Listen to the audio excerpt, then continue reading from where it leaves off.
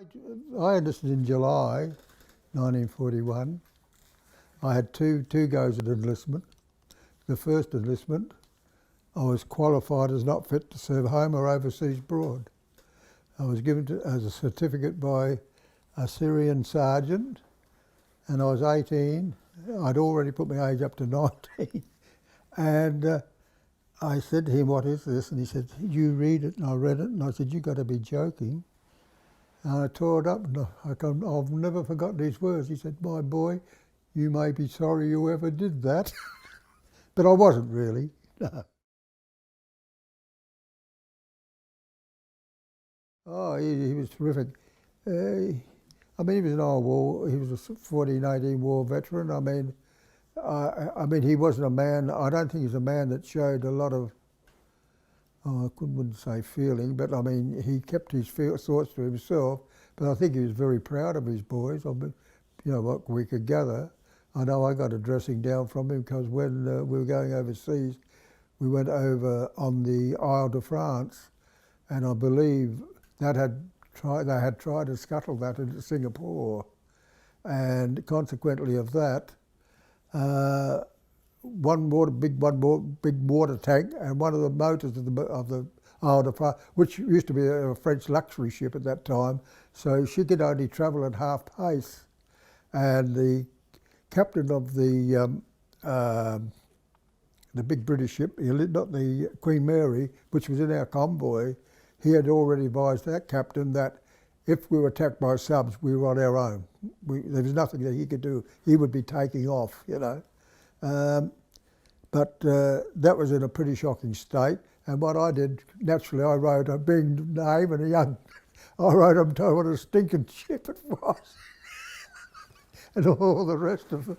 And of course, not realising all this was being censored, and of course I got caught out, of course went up before Blackie.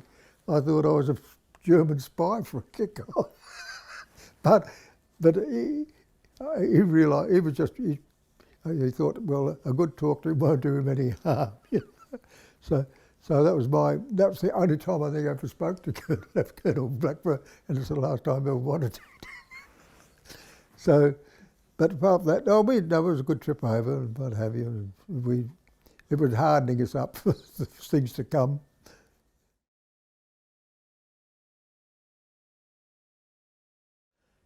Came in about 10 o'clock at night, and the cook always had a bucket of black tea for us to have a refreshing drink, you know.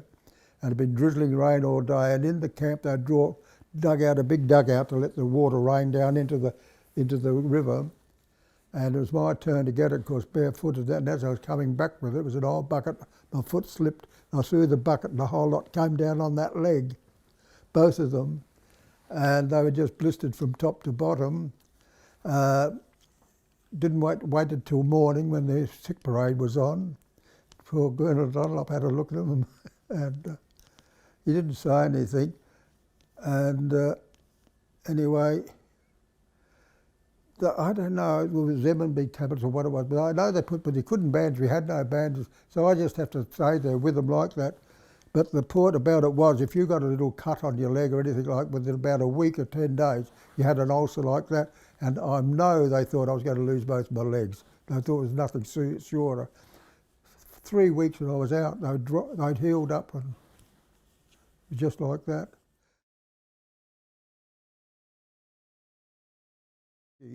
About a week, 2 weeks later, I got the greatest dose of malaria you've ever seen in your life.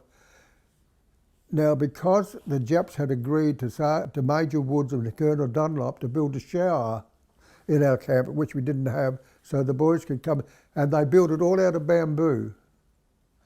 Now, if they hadn't got that agreement from the Japs, I wouldn't be here today, because from that my temperature was up to 107.2. It was 4 o'clock in the afternoon. I can just remember Dunlop saying, "We'll just strap him under the shower," and that's what they did. I sat on, and because it gets very cold in the tropics, you know, in the morning I was about 1 point off of normal. In about 3 days I still had the malaria, but I was fit enough to go to work again. Well, I think they're pretty conversant with the whole situation, but that didn't make any difference. They had to have their numbers to go out to work, and our doctors done a magnificent job by trying to work things out with different ones so that they could keep the weakest back in the camp, you know, and they did everything they possibly could. Major Corlett, he was a Queenslander, he was a terrific bloke. What was he, South Australian doctor? But of all our doctors were absolutely, I mean, Dunlop, they fought and battled for us all the time. They did a marvellous job. They really did. I mean, I think we had, if I remember, I think we only had one Sunday off in about, 2.5 years, I think, all told.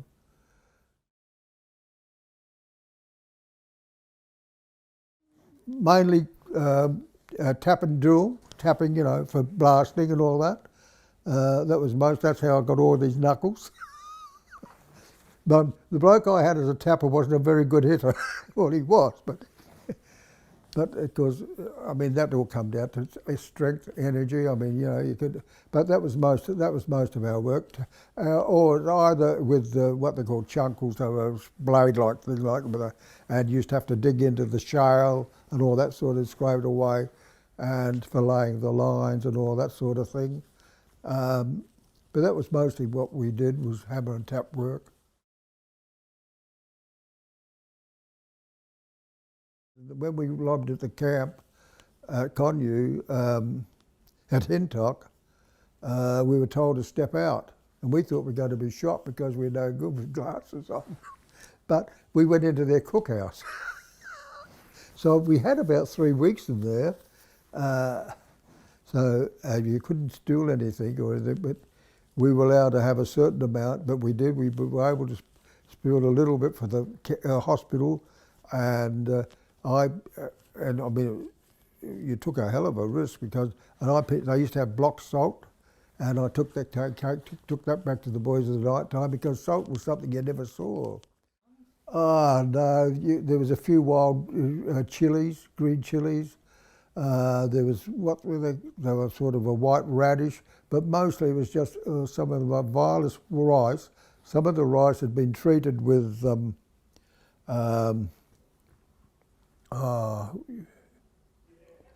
use it in cement work. Oh hell, lime, and because it was full of weevils, so they and it's just like rotten eggs. It was terrible, and the weevils part wasn't so bad. So, and then when we had the weevils, well, we used to blindfold ourselves because they're little white ones, and then somebody said, well, they're good protein, so we didn't take offence of their brown heads. So in the finish, we took our brown head, our eyes, you know, we started to, and about once a year, I think, or twice a year, we used to get what we call nasi goreng. That was sort of fried rice with a bit of peanuts and a little bit of but on the line, normally it was just ordinary boiled rice, pap, no sugar, no milk, no, in the morning, and possibly dried rice.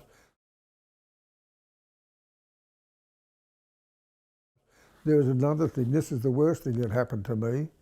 I can't tell you, wasn't bicycle camp, it was a camp on two sides of the road. The sergeants and the men and the doctors were on our side, the officers were on the other side of the road.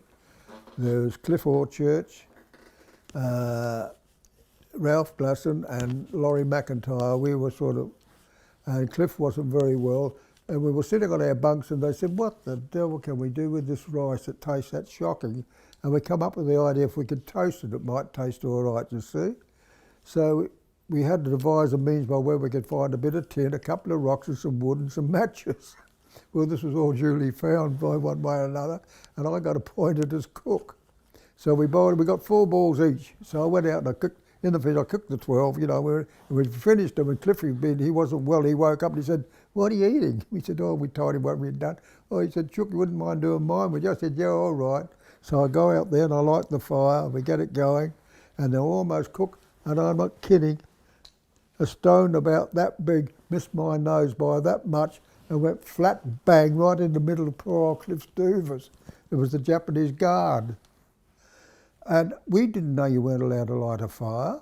You know, nobody had told us anything about it. So I went into Cliff. I said, look, Cliff, if you want your rubbish, you better go out and scrape it off the ground. So that's okay. So about a quarter of an hour later, we're all rounded up to go out to into the square to line up. And there was a lieutenant Jap there and a sergeant. And Captain Godley was our doctor, terrific bloke. And he spoke with the Japanese lieutenant. And Tim Godley said, I've been asked for the man who lit the fire in the yard to step forward. I thought, there's no way I'm going to step forward. So we just stood there, you know. After about 5 minutes, there was a bit more conversation. And Dr. Tim said, the officers have advised me if the man doesn't step forward within the next 3 minutes, we will start shooting from the front line, each man, until he does, or otherwise you'll all be shot. Well, I had no alternative. So I was led to the middle of the road, and a Colonel Black from the other camp, I got him and an interpreter, and I don't know what the interpreter said to the sergeant, but he really got mad. Well, the whole object was I was to be made a show of, but the captain, our captain, had to hit me, and the Jap sergeant hit me from this side, and of course the captain, he was just tapping me. I said, well, look, chaps, you mister, give me a donger and I'll go down, you know, because each time because they hit you with that part and you just shudder, you know, you try to ride it. So in the finish, I don't know what's going to happen here, and he had his rifle up, you know. I thought, oh God.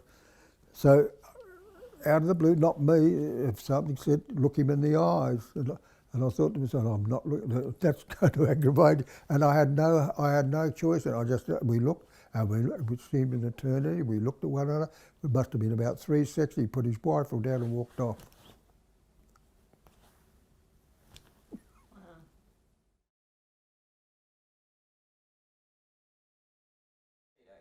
The Speedo, yes, the Speedo.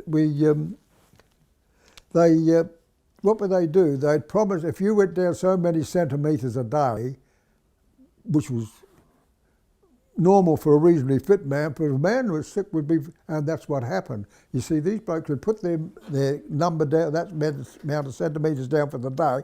They'd go home early. They could go home and they'd get a little bit of catching, or they'd get a 2 or 3 cigarettes. You see, in those days, I mean, that was a fortune sort of thing, you know, but not realising what was happening to the other poor blokes who had to stay there 3 and 4 hours longer to try and reach that same, and that's what they used to do. Oh, the other thing we used to love, when they cooked the rice, they used to cook it in some of the staging camps, and when we went down to stay, they used to cook it in big qualies, you know. And on the outside, the rice would all be, but on the outside by the quad, it was all this like toasted rice. Oh, the blokes used to go mad for that. Used to build a line up to get a bit of toasted rice. Stupid, isn't it? But I mean, it was yeah. I mean, even a little bit of nasi goreng was like a feast. And it's amazing how your imagination plays havoc with you. How you can imagine smelling apple pie and roast dinners and all that. But that eventually disappeared. You know, you just didn't think of anything. You were just a human on 2 legs, you might say.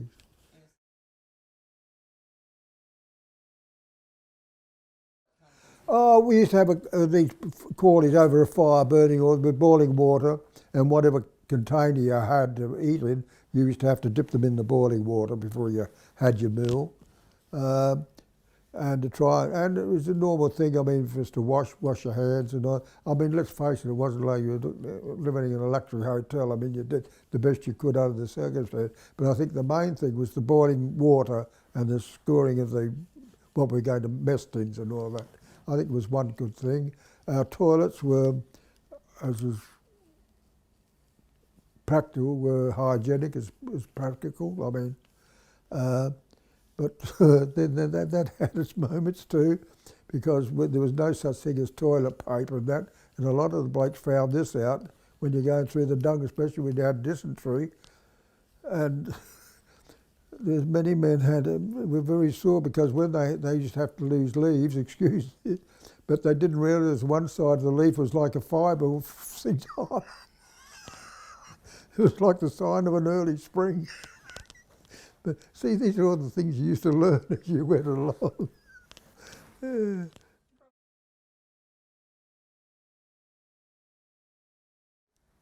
We went up, it was called Seven Pagoda Pass, and up there we were doing tunnelling into the hills, and that was for the Japanese to have all their storage of rice and that for the troops up in Burma. And there was another incident I could have been involved in. With us was a couple of Western Australian chappies who were miners. Well, we went out this morning to go into the mine, they said, we're not going into it. And the Japanese sergeant started tearing his hair off. They said, we're not going in. He said, it's talking. Of course, we thought they were off their lala. We never knew anything about timbers talking and anything like, from our experiences. They said, no. He said, it's going to collapse. And then finished the sergeant, Jap, thought he'd be a big, brave man. So he walked into it. He no sooner got to the end of it and it went, caved in. And he never came out. So the two bloke Western Australians sat down and ate his rice and bamboo shoots.